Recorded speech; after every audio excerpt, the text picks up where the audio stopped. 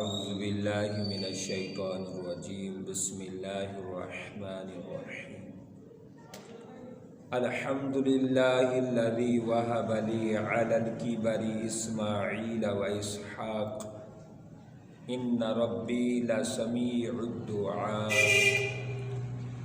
صدق اللہ العظیم و صدق رسولہ النبی الکریم وَنَحْنُ عَلَى ذَلِكَ لَمِنَ الشَّاهِدِينَ وَالشَّاكِرِينَ وَالْحَمْدُ لِلَّهِ رَبِّ الْعَالَمِينَ۔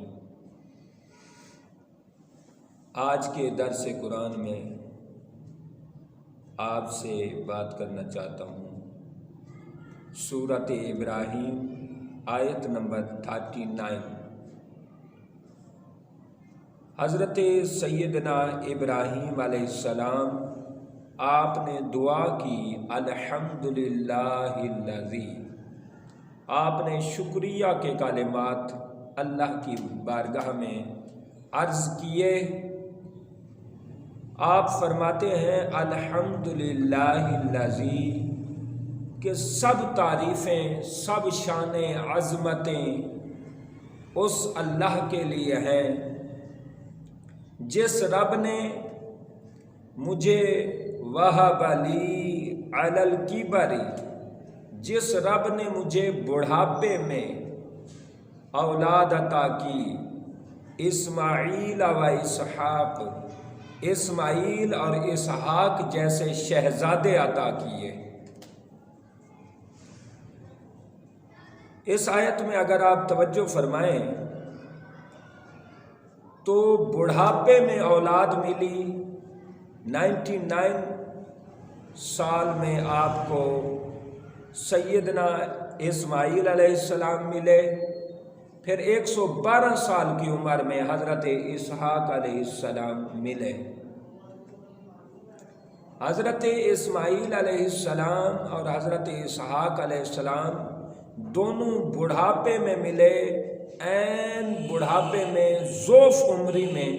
اور آپ اندازہ کیجئے جب بندہ کمزور ہو جائے، بوڑھا ہو جائے، یا دادا بن جائے، نانا بن جائے، تو اس کو نواسے اور اس کے نواسیاں، پوتے پوتیاں کتنے پیارے لگتے ہیں۔ ہر وقت چاہے وہ خود نہ چل سکتا ہو، لیکن ان پوتوں کو، پوتیوں کو، نواسیوں کو کاندھوں پہ اٹھائے ہوتا ہے، اور اس کا مطلب یہ ہوتا ہے اس عمر میں عجیب پیار ہو جاتا ہے بچوں سے۔ ایک بچوں کے پیار میں نکھار آ جاتا ہے، ہر وقت بچوں کے پیار میں لگا رہتا ہے۔ تو حضرت ابراہیم علیہ السلام کو اس وقت اللہ نے اولاد بخشی جب سیدنا ابراہیم علیہ السلام 100 سال اور 100+ عمر کے ہو گئے تھے۔ اس کا مطلب یہ ہے، آپ خود توجہ فرمائیں کہ اس بڑھاپے میں جب انسان نا امید ہو جاتا ہے، مایوس ہو جاتا ہے، لیکن پیغمبر تو چونکہ مایوس نہیں ہوتے، بلکہ مومن ہی نہیں اللہ کی رحمت سے مایوس ہوتے ہیں انشاءاللہ۔ پیغمبر نے کس دل کی گہرائیوں سے رب کا شکر ادا کیا ہوگا، کیونکہ بڑھاپے میں اولاد ملی، بڑھاپے میں پھر بڑھاپے کا سہارا بن گئی، تو جناب ابراہیم علیہ السلام کا دل مبارک، قلب اطہر کتنا خوش ہوا، اور اپنے دل کی گہرائیوں سے اور دل کی صداؤں سے کس قدر اللہ رب العالمین کا شکر ادا کیا ہوگا۔ سبحان اللہ۔ پھر فرمایا ان ربی لسمیع الدعاء، بے شک میرا رب دعائیں سننے والا ہے۔ یہاں ان ربی لسمیع الدعاء سے ایک نقطہ تو یہ نکلتا ہے کہ جناب ابراہیم علیہ السلام ہی فرما رہے ہیں کہ کبھی اللہ کی رحمت سے مایوس نہ ہوا کرو، رب جب چاہے، جس وقت چاہے دعائیں ضرور سنتا ہے، عطا فرمانا اس کی مرضی پر ہوتا ہے اور اس کی حکمت پر ہوتا ہے۔ آگے فرمایا رب اجعلنی مقیم الصلاۃ ومن ذریتی، اے میرے رب بنا دے مجھے نماز قائم کرنے والا، ومن ذریتی، اور میری اولاد کو نماز قائم کرنے والا بنا۔ آپ اندازہ کریں سیدنا ابراہیم علیہ السلام نے اس دعا میں اپنے ساتھ اپنی اولاد کو شامل کیا، اور پیچھے بھی فرمایا وَجْنُبْنِي وَبَنِيَّ أَن نَّعْبُدَ الْأَصْنَامَ، اے اللہ مجھے اور میری اولاد کو بتوں کی پوجا سے محفوظ فرما لے، بتوں کی عبادت سے محفوظ فرما لے۔ اس کا مطلب یہ ہے پیغمبر کی دعا سے پتہ یہ چلتا ہے کہ جب بھی انسان دعا مانگے اپنی اولاد کو دعا میں شامل کرے۔ اب یہ اس سے پتہ چلا اسماعیل اور اسحاق دونوں اللہ کے نبی ہیں، برگزیدہ ہیں، اور ان کی پشت سے جناب آقا علیہ السلام کی تشریف آوری ہوئی، اور حضرت اسحاق علیہ السلام کی پشت سے ہزاروں انبیاء کرام تشریف لائے۔ تو اتنی عالی مرتبت تھے، اتنا بلند مقام تھا، لیکن اس کے باوجود بھی والدین کو پیغام دیا جا رہا ہے کہ تمہاری اولاد چاہے کتنی بڑی غوث کیوں نہ بن جائے، ولی کیوں نہ بن جائے، بڑے رتبے پر کیوں نہ چلے جائیں، لیکن والدین کو چاہیے اپنے بچوں کو اپنی دعا میں شامل رکھیں، اور بچوں کو بھی چاہیے والدین کی دعاؤں سے بڑھ کر اللہ کے بارگاہ میں کوئی خزانہ نہیں ہے۔ تو فرمایا اے میرے رب بنا دے مجھے اور میری اولاد کو نماز پڑھنے والا۔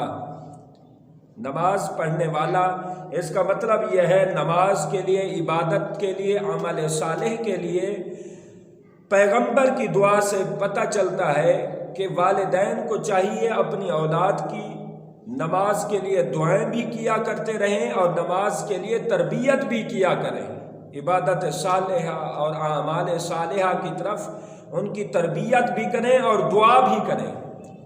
آج تربیت میں کچھ لوگ جو بہت پڑھے لکھے اپنے آپ کو آزاد خیال سمجھتے ہیں، روشن خیال سمجھتے ہیں، ان کا ذہن یہ ہوتا ہے کہ نہیں مار نہیں پیار۔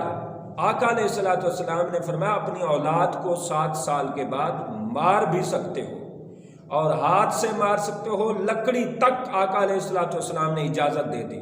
اب پیغمبر سے بڑھ کر تو مسلمانوں نہ بنو، پیغمبر نے جو فرمایا ہے اس کو سمجھو۔ اس لیے حضرت لقمان نے فرمایا ہے کہ جب اولاد نماز نہیں پڑھتی تو ان کو مارنا یہ بہت اچھی بات ہے۔ مارنا فرمایا اس طرح ہے جس طرح کھیتی کو پانی دیا جاتا ہے۔ تو اولاد کو دعاؤں میں بھی شامل رکھیں اور تربیت میں بھی ہر وقت ان پر نگاہ رکھیں۔ آگے فرمایا ربنا وتقبل دعا، اے ہمارے رب تو دعا قبول فرما۔ پھر آگے دعا فرمائی ربنا اغفر لی ولوالدی، اے ہمارے رب بخش دے تو مجھے ولوالدی اور میرے والدین کو۔ اور والدین کے لیے دعا کرنا یہ بھی پیغمبر کی دعا سے ہمیں پتہ چلتا ہے، وَلِلْمُؤْمِنِينَ يَوْمَ يَقُومُ الْحِسَابُ، اور سارے مومنین کی بخشش فرما دے جس دن حساب کتاب قائم کیا جائے گا۔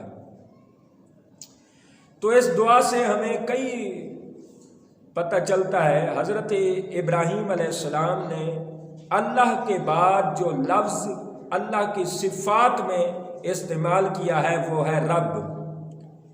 آپ دیکھیں حضرت ابراہیم علیہ السلام نے فرمایا ان ربی، یہاں بھی رب کا ذکر، پھر فرمایا ربی جعلنی، یہاں بھی رب کا ذکر، اور پھر فرمایا ربنا وتقبل دعا، یہاں بھی رب کا ذکر، ربنا اغفر لی، یہاں بھی رب کا ذکر۔ اس لیے کہ اللہ رب العالمین کو، اللہ چونکہ ذاتی نام ہے، اللہ کے ذاتی نام کے بعد صفاتی ناموں میں اللہ کو پسندیدہ نام رب ہے۔ اس لیے پورے قرآن میں دیکھ لیں الحمدللہ رب العالمین، ربنا اغفر لنا ولاخواننا الذین، ربنا لا تؤاخذنا، ربنا ولا تحمل علینا، ربنا ولا تحملنا ما لا، ربنا هب لنا من لدنك ذریة طیبہ، ربی هب لی من لدنك ذریة طیبہ، فصلی لربک۔ اب جہاں کہیں دعا کا انداز دیکھیں رب کے ناموں میں، صفاتی ناموں میں رب کا ذکر کیا گیا ہے، اس لیے کہ رب کا معنی ہوتا ہے پالنے والا۔ کسی محسن کو آپ کہیں کہ آپ میرے منعم ہیں، آپ میرے آقا نعمت ہیں، مجھے عطا کرتے ہیں، وہ کتنا خوش ہوگا۔